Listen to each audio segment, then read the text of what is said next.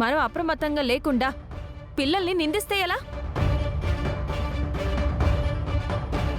ఇంకోసారి ఇలాంటి పని చేస్తే నేను ఎవరిని సహించను. సారీ వదినా, ఏదో ఆవేశంలో చేసేసాను, తప్పైపోయింది. సరే అక్క, ఆయన తప్ప ఆయన తెలుసుకున్నారు కదా, ఇంకా టాపిక్ వదిలేసాయి. ఒరే ఫణి, ఈ డాక్యుమెంట్స్ని మళ్ళీ త్వరగా తయారు చేయించరా. అలాగే.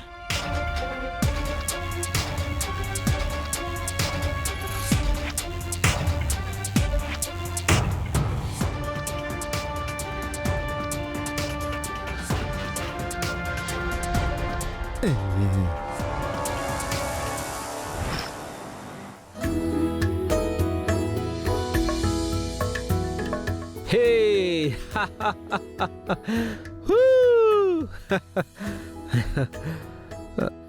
నువ్వెంత మంచి పని చేసావో తెలుసా? నిజంగా లహరి పాప, నువ్వు నాకన్నా పెద్ద ఇంటెలిజెంట్వి. ఎందుకంటే నువ్వు కరెక్ట్ టైంకి ఆ డాక్యుమెంట్స్ మీద నీళ్లు పోసావు. ఈరోజు నువ్వు చేసిన పని వల్ల మన కంపెనీ సేవ్ అయింది. నీ వల్ల చాలా పెద్ద ప్రమాదం తప్పింది.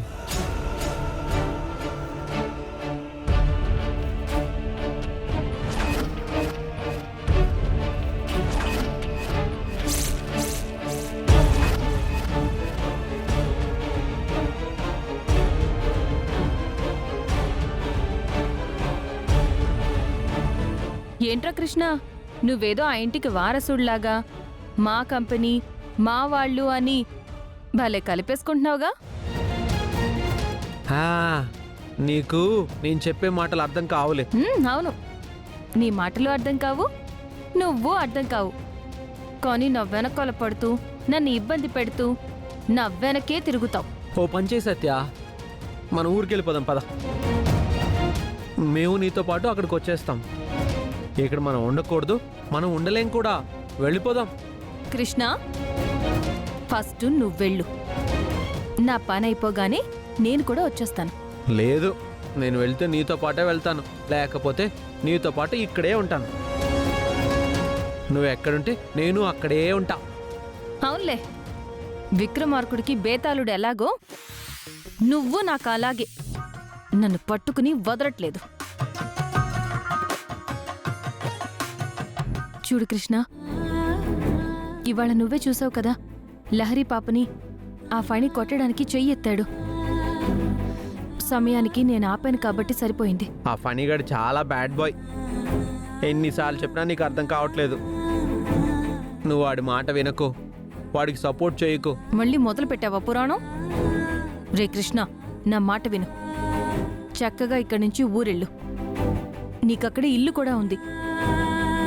వీళ్లతో నువ్వు లహరి పాప మాటలు పడాల్సిన అవసరం అంతకంటే లేదు.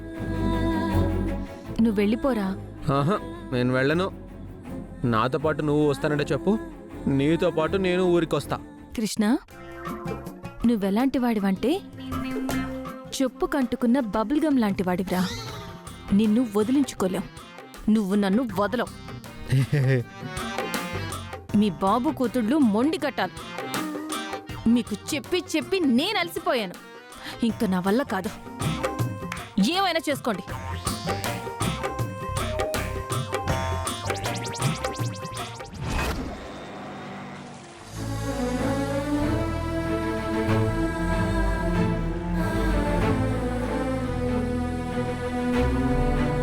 మీకింకా అర్థం కాలేదా? తను నెల తప్పినట్టుంది.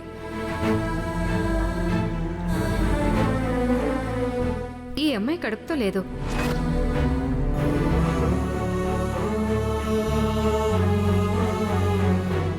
గాయత్రి, ఏంటండి? ఏంటి గాయత్రి అలా ఉన్నావు? ఏం లేదండి, నేను బానే ఉన్నానే. గాయత్రి, నీ కళ్ళను చూస్తుంటేనే అర్థం అవుతుంది నువ్వు బాగున్నావో బాగలేవో. నాకు ఈజీగా తెలిసిపోతుంది. పెళ్ళైన ప్రతి ఆడపిల్ల అమ్మ అనిపించుకోవటానికి ఇంత ఎదురు చూస్తూ ఉంటుందండి. నేను కూడా నెల తప్పాలి. నా బిడ్డని 9 మాసాలు ఈ కడుపులో మోయాలి. తర్వాత 12 బిడ్డకి జన్మనివ్వాలి అని అనుకోని రోజు లేదండి. కానీ నాకు ఆ భాగ్యమే లేదు. లేకపోతే నేను ఎప్పటికీ అమ్మ నవ్వలేనేమో అనిపిస్తోంది. గాయత్రి, అలా మాట్లాడుకు. ఇప్పుడే నమ్మకాన్ని కోల్పోకు. మనం అమ్మా నాన్నలం అవ్వాలన్నా ఆశనప్పుడే చంపుకోవద్దు. మన పెళ్ళై చాలా సంవత్సరాలైందండి. కానీ ఇప్పటికీ నాకు పిల్లలు కలగట్లేదు. ఒక్కసారి నా కడుపు పండినా ఆ బిడ్డ ఈ భూమి మీదకి రాకుండానే ఆ దేవుడు తీసుకెళ్ళిపోయాడు. అప్పటి నుంచి ఇప్పటి వరకు నేను గర్భవతిని కాలేకపోతున్నాను. రోజులు గడిచే కొద్దీ నా నమ్మకం సన్నగిల్లుతోంది. అందరూ అన్నట్టు గుండ్రాలుగానే మిగిలిపోతానేమోనండి.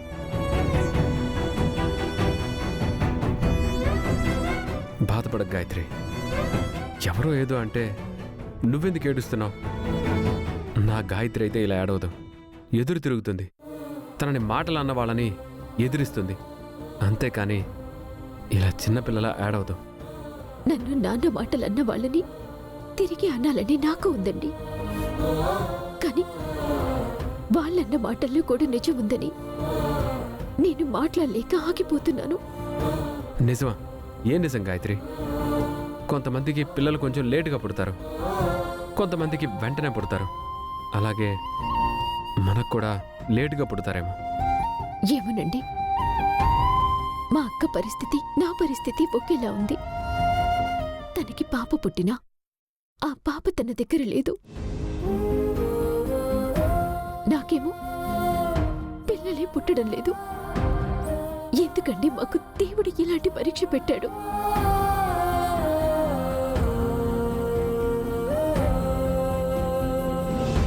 అమ్మా గాయత్రి, నువ్వు బాధపడకమ్మా.